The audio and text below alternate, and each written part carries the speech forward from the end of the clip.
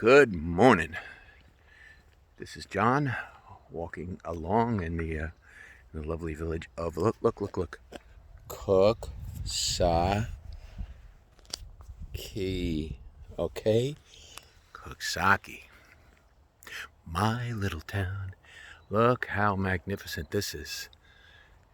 Nice, foggy fall morning. Looks to be another beautiful day. Nice and warm. Oh my God. I can't believe it. It's like Native American summer. Can't say Indian summer anymore.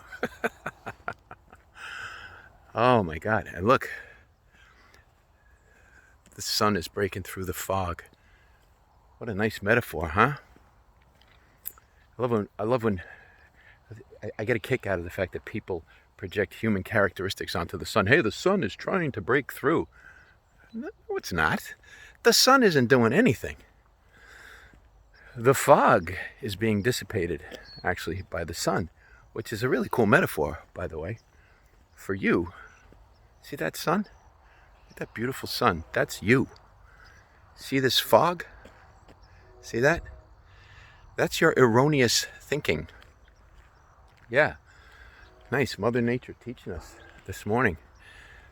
You, the essence of you is shining, starting to shine through, as it is for me, through the fog of my monkey mind thoughts. This morning was a great example. I canceled the debate. Yes, I did. When I awoke this morning, it must have been a great sleep because I don't remember dreaming. I woke up and for a second, I could see the stage. It was empty for a second. I, the moderator, was seated looking at the stage. In an instant, the candidates began to appear. First candidate emerged on the left and started to prosecute his case. Oh my God, you're getting that headache again. Look at you. You need to do something about that. What am I, Jerry Seinfeld? You need to do something about your headache. You need to do something. These headaches are coming more and more frequently. Moderator on the left said, it's probably more than just a headache. Excuse me, candidate on the right said, it's probably more than just a headache. Look, as I'm saying this, glorious sun shining through my foggy thoughts. And they were debating back and forth. And I stayed in the moderator chair as I opened my eyes and I watched them. And I gave them both time. I said, you each have about a second to finish your case, because then I'm going to take both of your cases to the court of my higher mind, and both of them are going to be dismissed. Over. Done. The end. These candidates are kind of like these giant blow-up decorations I'm seeing on people's lawns. Big scary cats, giant ghouls and goblins, spiders, insects, and all kinds of creepy crawly things. They're fun. They're meant to scare you but be fun at the same time. But the interesting thing is, just like the candidates on the stage of my mind, they don't run on any power of their own. They run on my power. They run on phantom power. Darkness has no source. It's merely the absence of light. The fog is simply the absence of light. You wouldn't even be able to see the fog were it not for the light. So the light shining from you, ironically, even illuminates your erroneous thoughts about yourself. But a cloud cannot put out the sun.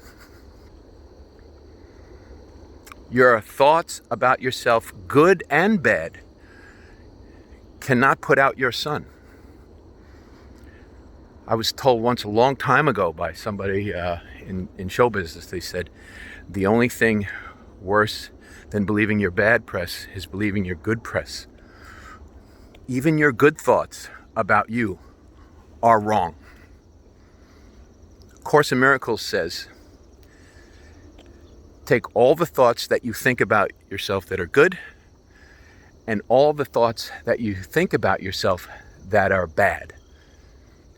And in the light of your true reality, both are equally unreal.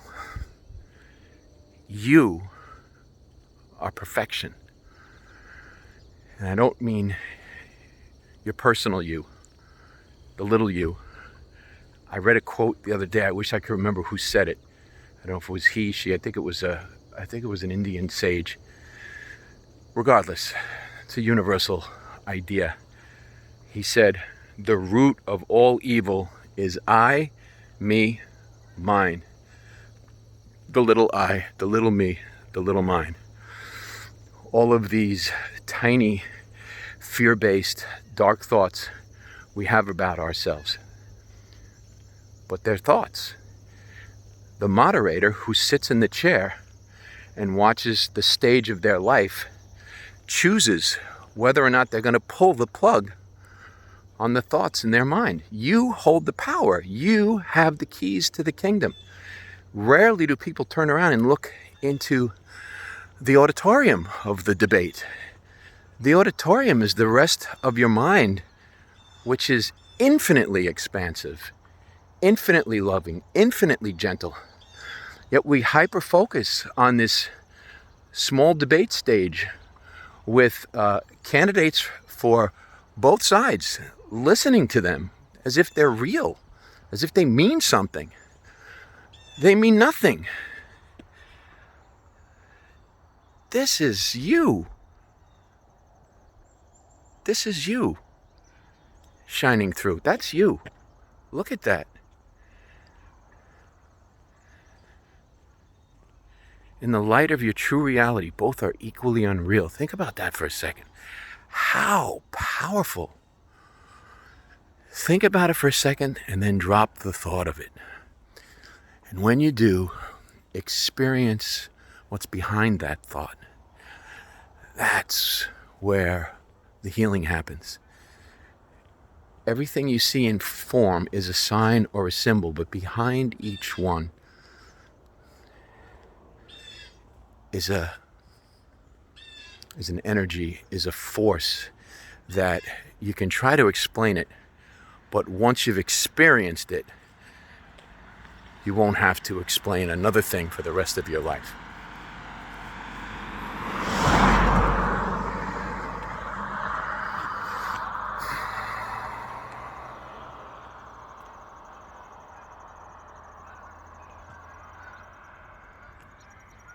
Look at this.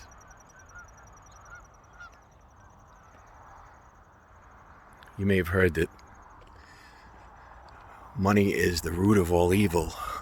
That was actually initially a quote by the Apostle Paul, or it's a distilled down quote from the Apostle Paul. But I don't agree with that per se. I believe fear is the root of all evil. The fear of not looking within, the fear to turn from the candidates on the stage of your mind, that you have to listen to those voices. They mean something.